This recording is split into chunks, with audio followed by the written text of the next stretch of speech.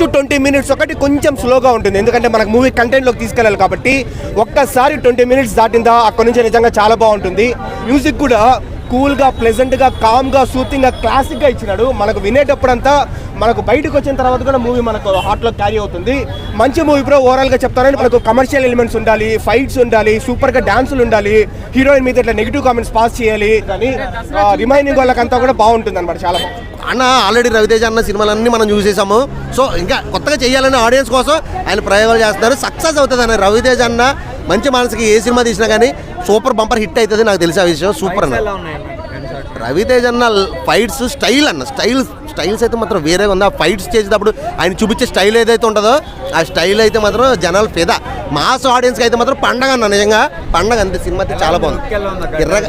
ఎర్రగా తీసింది అన్న. మాస్ లుక్లో మాస్ మహారాజుని చూస్తుంటే వేరే లెవెల్. మొన్న ఒక సినిమా వచ్చింది అన్న, మాస్ స్టోరీ సినిమా. అది అదే దొంగల గురించి సినిమా. అది అసలు స్టోవట్పురానికి లుక్ చూసాం మనం.